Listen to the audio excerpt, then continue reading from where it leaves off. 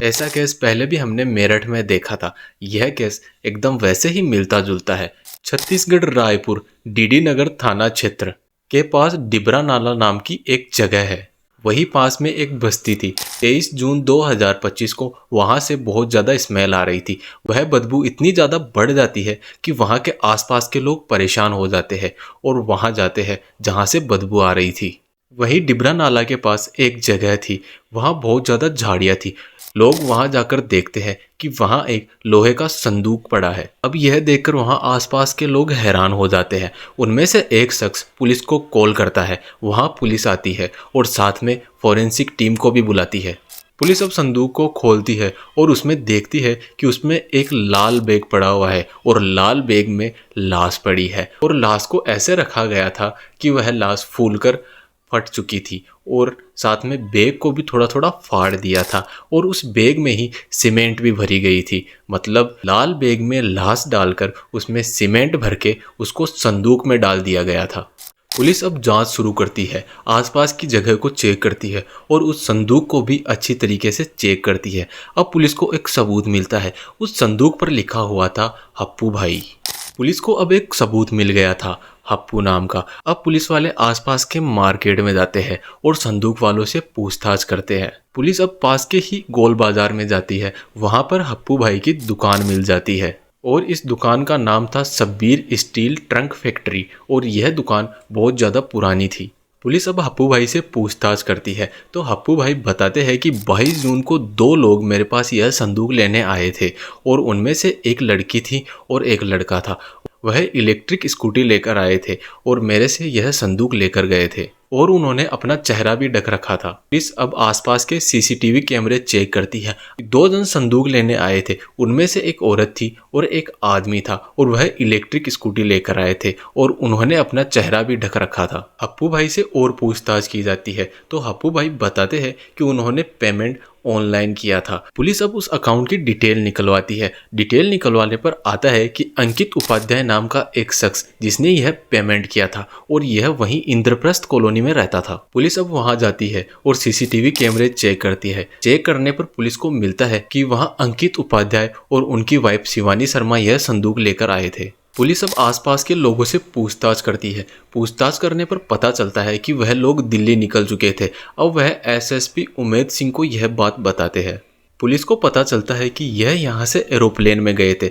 अब पुलिस वहाँ पर एयरपोर्ट पर सूचना करती है। सूचना करने पर अंकित उपाध्याय और शिवानी शर्मा को वहाँ से अरेस्ट कर लिया जाता है। अंकित और शिवानी को 24 जून को वापस छत्तीसगढ़ रायपुर लाया जाता है। अंकित उपाध्याय जो छत्तीसगढ़ पुलिस से रिटायर्ड एएसआई का बेटा था, जो पैसे से वकील था, और उसकी पत्नी का नाम शिवानी शर्मा था। अंकित वैसे प्रॉपर्टी डीलिंग का भी काम करता था। अंकित से अब पुलिस पूछताछ करती है। अंकित पहले तो कुछ नहीं बताता, लेकिन सख्ती से पूछताछ करने पर अंकित बताता है कि यह बॉडी किशोर प्रेगा नाम के एक शख्स की है और किशोर की उम्र लगभग 55 साल थी। जब पुलिस अंकित से पूछती है कि तुमने इसकी हत्या क्यों की, तो अंकित बताता है कि हांडीबारा में किशोर रहते थे और वहीं उनका एक मकान था और उसी मकान का 2015-16 में उन्होंने 50 लाख में सौदा कर दिया था। लेकिन कुछ समय बाद उनका मन बदल जाता है और वह इस मकान को नहीं बेचना चाहते। इसलिए किशोर अब अंकित से संपर्क करते हैं और उनको बोलते हैं कि मुझे यह केस जीतना है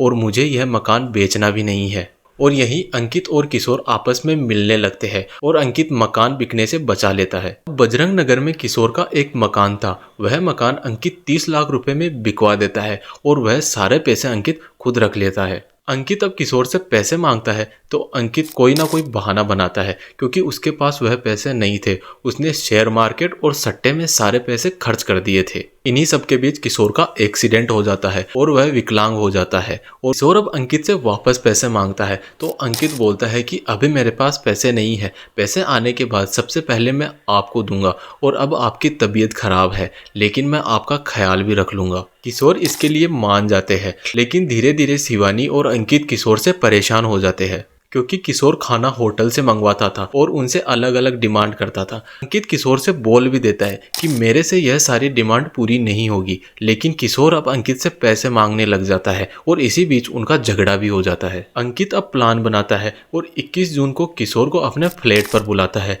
और उसे खाना खिलाता है और सुला देता है। किशोर के सोने के बाद स्वाति रूम के अंदर आती है और किशोर के पैर पकड़ लेती है और अंकित तकिए से उसका मुंह दबाता है और उसकी हत्या कर देता है। और अब दोनों मिलकर किशोर का गला काट देते हैं और एक लाल बैग में किशोर की बॉडी को भर देते हैं और अब 30 किलो सीमेंट लाते हैं और उसका घोल उस लाल बैग पर डाल देते हैं और बैग को अच्छी तरीके से सीमेंट से पैक कर देते हैं और उसमें परफ्यूम भी डाल देते हैं। थोड़ा टाइम बीतने के बाद अब बॉडी से स्मेल आने लगती है तो वह सोचते हैं अब इस बॉडी को ठिकाने लगाना पड़ेगा, लेकिन बैग में वजन ज्यादा होने की वजह से उनसे वह बैग नहीं उठता है। 22 जून को दोनों अब बाजार जाते हैं, वहां से एक लोहे का संदूक खरीदते हैं और वह संदूक हप्पू भाई की दुकान से लिया गया था। अंकित और स्वाति अब उस संदूक को घर लाते हैं और बॉडी को उस संदूक में रखते हैं और 2 मजदूरों को बुलाकर वह संदूक नीचे लाया जाता है। मजदूर अब संदूक को नीचे लाकर एक अल्टो कार में रखते हैं। अब शिवानी और अंकित वहां से 1-1.5 किलोमीटर दूर उस संदूक को फेंक आते हैं। उनको लगता है कि अब उन्हें कोई नहीं पकड़ सकता क्योंकि उन्होंने कोई सबूत भी नहीं छोड़ा था, लेकिन बुरे काम का बुरा ही नतीजा होता है और दोनों पकड़े जाते हैं। दोस्तों, अगर आपको वीडियो अच्छी लगी है तो वीडियो को लाइक करें, चैनल को सब्सक्राइब करते हैं और मिलते हैं हम अपनी नेक्स्ट स्टोरी के साथ।